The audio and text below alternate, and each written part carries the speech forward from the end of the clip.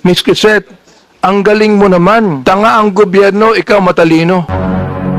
Ang pinapalagay ni Miss Kiset, ha? Yung audience niya, mga tanga eh.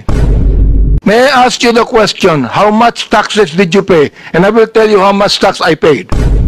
Si Sergeant na lang papatunay, kapitan yung nakatanggap. Last man standing, last man arrived na nakatanggap ng 4 piece. 4 piece. On December 28, 2024, Ms. Kiset, Yes, sir. you said, in Tagalog, ang tanga ng gobyernong to, not just as leaders, but as human beings. Is that what you feel? Sir, I apologize. I do not know what happened on December 28 to make me angry. But if I wrote it that time You're apologizing. for not, no, sir, I mean, I do not know what situation on December 28. Let me and what the continue on. context. Let me Yes, sir. continue on. It says, ipapamudmod sa mga naka-braces na nagbabakasyon abroad ang AKAP money tapos utang ng 629 billion. Yung budget ng ayuda this year na pinibigay kung kani-kanino na nag-mall tour pa yung mga tanga na 500 billion uutangin ulit kasi nag-deficit daw. Mr. Chair, Ms. Kiset, ang galing mo naman. Ha? Tanga ang gobyerno, ikaw matalino. Ano? Am I right? Tanga ang gobyerno, hindi mo matalino ka. Mr. Chair, when one is angry, one says bad things. And in the situation that, sir, Mr. Chair, in the situation when I found out So that our Mr. Chair, you still have words, no, Mr. Chair. Ibig sabihin, that you are actually telling your anger to your followers, your anger. Saan mo nakuha yung anger na yan? I mean, do you have the facts? Do you have the information? Do you have the documents? Mr. Chair? Sir, nasa news po na uutang tayo this year and last year. Well- Sir, sir, please, Mr. Chair, kaya ako nagalit kasi may nakita akong nakaakap na naka-brace tapos sir, I am not laying it on the congressman. I am laying it on the person who gave that person 5,000 despite na, sir, kasi taxpayer kami. Masakit, sir, na makikita namin na... Ms. Kiset, may I ask you the question, how much taxes did you pay? And I will tell you how much tax I paid. Sir, Ang katwiran mo, you're a taxpayer. Bakit? Anong palagay mo sa akin, di taxpayer? Sir, hindi naman po kayo yung sinasabihan ko ng tanga, Mr. Chair. Kaya It was tinatanong the kita, Mr. process Chair. of distributing the Mr. Chair, AKAP. tinatanong kita kung saan mo kinuha ito. Sa news mo lang pala kinuha eh. Wala kang documents. You cannot even tell me if you're telling facts or truth. Sir, nasa news po kasi sasabihin na mo, tanga ang mag-uutang gobyerno. tayo. My goodness, ibig mo sabihin, you're going to base your statement, tanga ang gobyerno, sa news na nabasa mo, Mr. Chair, and then you're telling me you're a journalist, and you're telling me that you're speaking the truth? Mr. Chair, respectfully po, those are my feelings. Kasi binamigay natin yung pera sa Therefore, AKAP. if that's your feeling, Mr. Chair, I demand that you apologize to this committee. I will apologize, Mr. Chair, for my bad words or for... I apologize for my bad words, sir. I Mr. apologize for saying the word tanga in my post. Maraming salamat, Mr. Chair, for admitting that, no? Siguro naman, makikita mo naman ang gobyerno, sasabihin mo mga tanga kami, siguro, pinapalagay mo, alam mo sa akin, Mr. Chair, ang pinapalagay ni Ms. Kiset, yung audience niya, mga tanga eh. Yun ang pinapalagay mo. Hindi ang gobyerno. Yung audience mo, mga tanga, kaya papaniwalaan nila ang sinasabi mo sapagkat yung audience mo mismo ang hindi nakakaintindi. That is fake news, Mr. Chair, and that is what we're investigating right now. You see? I hope that you understand that, Mr. Chair. Ms. Quezet, do you understand what I'm trying to say?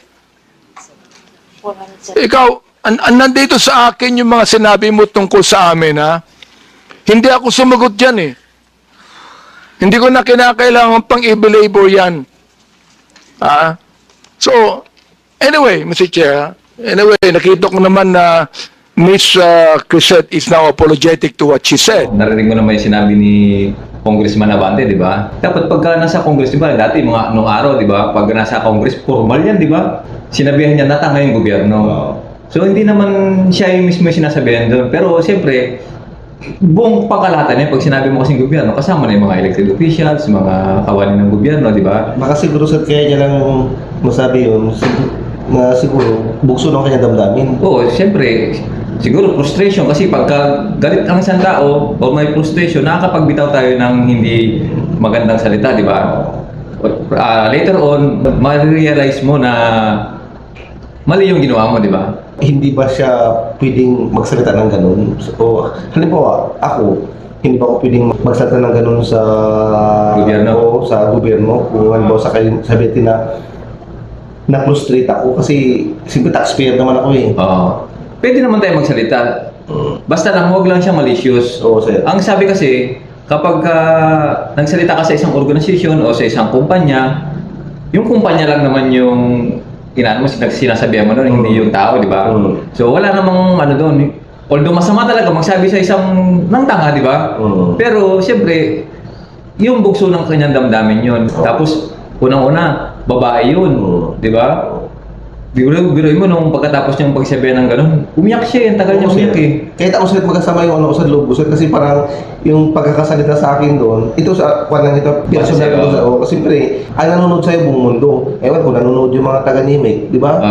O, siyempre, ang mangyari dyan, yung impression sa'yo na nakapanood niya, nang nakakakilala sa'yo, followers mo, siyempre, yung sinabi ni Congressman, halimbawa, ako sasabihan mo ng ganyan sa harap ng maraming tao, tapos yung mga nakakilala sa akin, siyempre mayroong panunuya. Kahihiyan yun eh.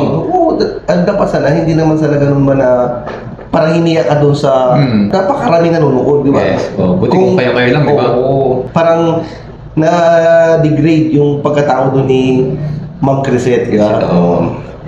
Kasi ano nga naman talaga, kasi na-frustrate siya kasi nga may mga nakakatanggap ng ayuda, yung AKAP ba yun? Yun ba silang issue niya? O yung AKAP, may nakakatanggap daw ng AKAP na naka-braces.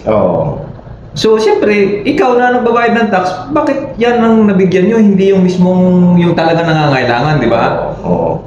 Kasi nga naman, siyempre, sinabihan niya na tangang gobyerno. Hindi tangang gobyerno, ang ano lang doon, yung implementation, yung hindi masyadong nasala ng maigi, yung mga tao. Kahit kami rito, nakikita namin kapag nagsisecurity kami nung, ano yan? Yung 4 piece. Meron kami nakikita rito na medyo may kakayanan sa buhay, di ba? Kasi hindi natin masasabi, hindi rin masasabi ni Congressman Abante na walang ganong nangyari. Meron pong nangyaring ganon. Ako nga mismo, may nag-text sa akin, may nag-chat, may nag-text, may nag-chat. Na sir, pengin ng number mo sir. Pengin ng buong pangalan sir. Isasama kita sa pamimigay ng ayuda. Sinabi ko na lang na hindi, bigay nyo na lang po yan sa mga tunay talaga na nangangailangan. Sabi ko, paano mo ba ako masasama dyan? Sabi niya, sir, kakilala ko yung yung namimigay. So doon pa lang sa lagay na yun, sa sinabi nung nag-text sa akin na merong mga irregularidad na nangyayari doon sa pamimigay ng 4-piece o ano ba bang piece yan or AKAP, mga ganyan, X, mga irregularity, di ba? Kasi hindi naman nila nasusupervise yan sa taas eh.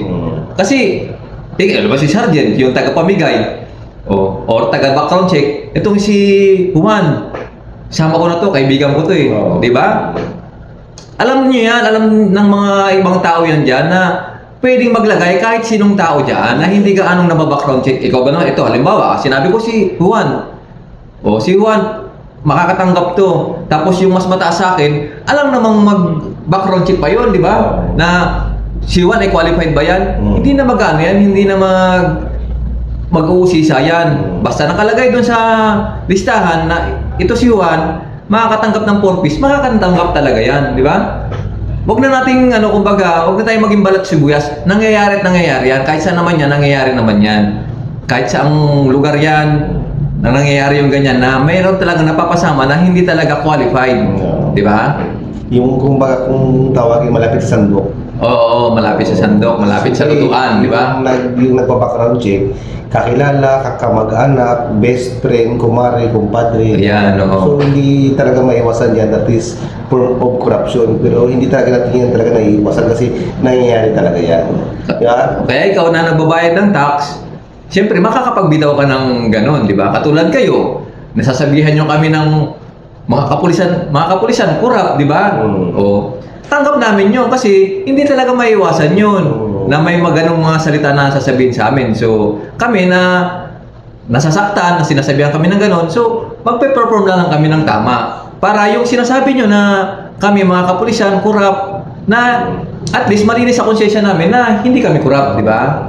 Tsaka pa sir, pag tayo na sa gobyerno nga, di ba, siguro sa atin, applicable yun. Pero sa iba siguro, hindi kasi dapat pag sa gobyerno tayo, pag nagtatrabaho tayo sa gobyerno, dapat hindi tayo balat sibuyas. Di ba? Kasi pag public official ka, dapat tanggap mo batuhin ka ng tae.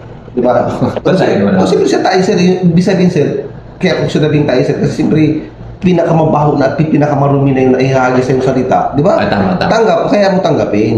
So yun na talaga, pinakamabaho na yun, di ba? So dapat huwag tayong balang sibuyas kasi ang taong bayan ang naglagay sa iyo dyan. Ngayon, kung ayaw mo makarinig ng mga panamasaltang ganyan, you better evaporate, di ba? Sa kanila sila, talaga pinili sila ng tao, di ba? Tayo, nag-apply tayo, di ba? Nag-apply, meron tayong kwalifikasyon, di ba? So, hindi basta-basta yung pagpasok natin, mag-aral tayo, license tayo, nag-undergo pa tayo ng napakabang training. Marami pang proseso na ginawa, di ba? Sila, nag-file lang sila ng candidacy, tapos ng kampanya. Yun lang. Tapos nagusto ng tao, binoto. Binoto sila, kaya naging public official So, sila. ibig sabihin, dahil sa tao, kaya kayo nandyan. Yes. So, tanggapin nyo lahat ng sasabihin ng tao sa inyo. At saka huwag tayong manghihiya. Parang sa naging action taking niya doon kahapon, parang ang pangit kasi, di ba?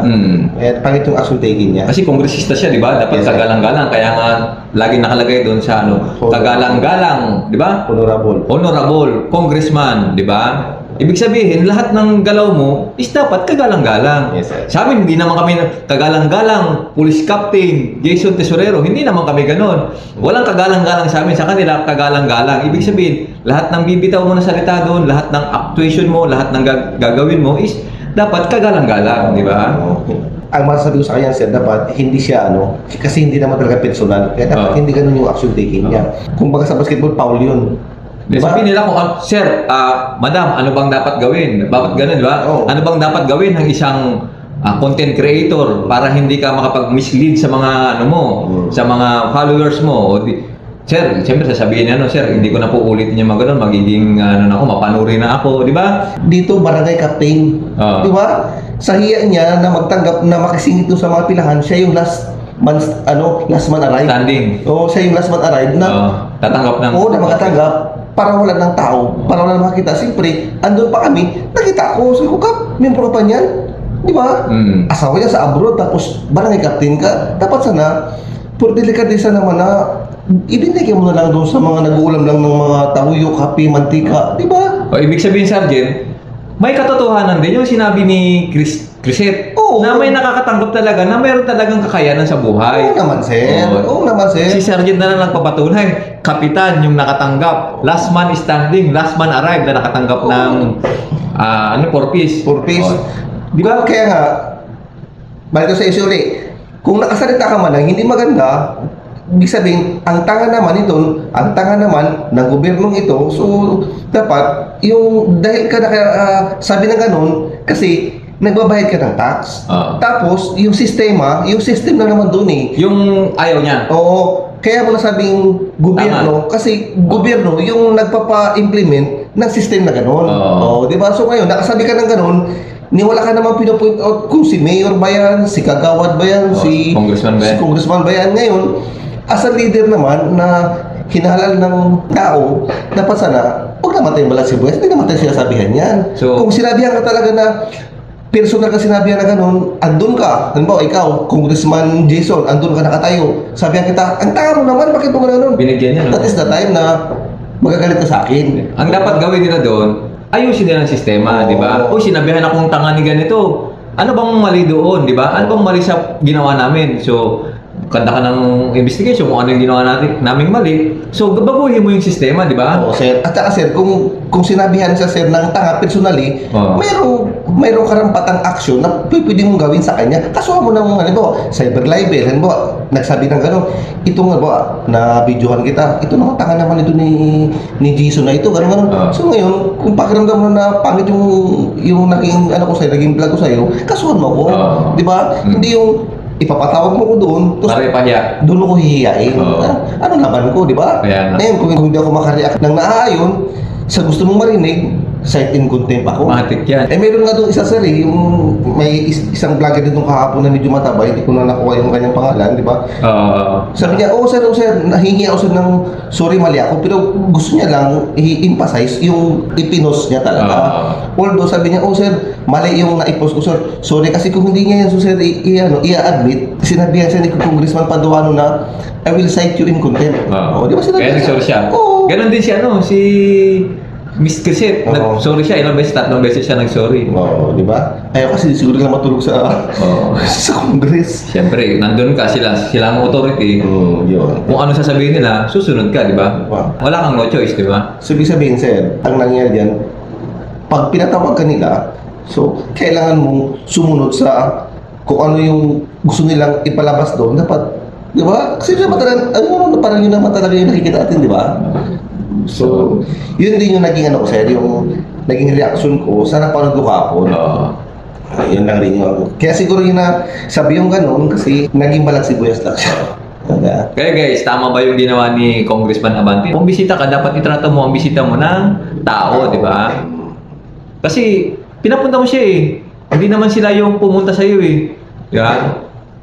Kaya guys, paki-comment na lang po kung mali o tama yung ginawa ni Congressman Abante, tsaka kung pabor ba kayo dyan sa mga ginagawa nilang pag-contempt sa tao kapag ka hindi nila gusto nilang marinig. At saka po kung saan kayo mas naniniwala ba kayo sa mga vloggers or sa mainstream media? Ako sir, personally, mas gusto ko pa yung mga vlog. Sir, mas pinapanood ko pa yun, di ba?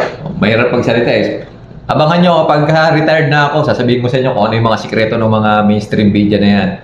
Kasi bawal tayo magsalita eh. Kasi kumbaga, may limitation tayo. Pwede tayong ganito, mga national issue, pwede tayong magsalita. Kumbaga tayo nag-obserba lang tayo na mga maling ginagawa ng mga nasa gobyerno natin. Kami, nyo rin kami. Pwede nyo rin kaming, ano tawag doon sa dyan? I-criticize, di ba? Okay lang yun. Okay lang yun. Tanggap namin yun. So, kung criticize nyo kami, kung ano yung sinabi nyo sa amin, babaguhin namin yun. Kung hindi naman kami yun, papanitilihin namin kung ano kami ang estado namin ngayon, di ba? Normal lang naman yan. Normal lang yan.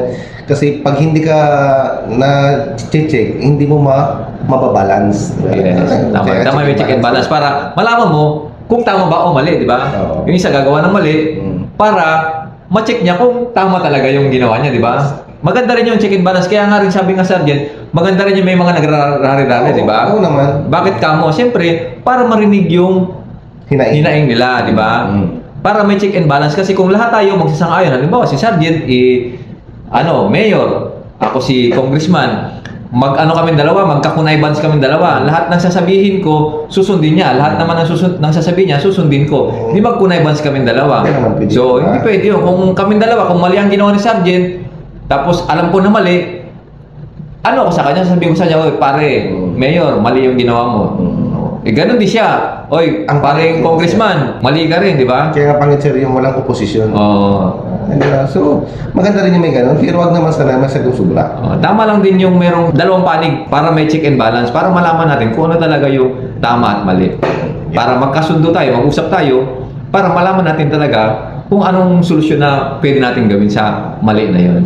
So, sir, yun lang sir yung masasabi ko at saka yun lang din sir yung napag ko kahapon. Sa sobrang haba, hindi ko na rin pinanood. Ayun lang din yung sa akin. So, maraming salamat guys sa panonood. Sana may natutunan kayo, may nakuha kayong Kunti, kahit konti. isa lang. Sabi nga nila, pamat-amat, at least may nakuha kahit konti, di ba? So guys, maraming salamat po. Yan sir, maraming salamat sa pagtsatsaga na manood sa mga kwentuhan namin. Yes, thank you po. Kung nga patapusin do ang video nga dya, matamang salamat kanindong tanan. Bilang suporta ka naman, patigayon ka mag-subscribe sa mong YouTube channel. Jason Tesorero. Pati gayong pinduton ang notification bell para lagi kamo updated sa among mga bagong upload. Matamang salamat. Upload!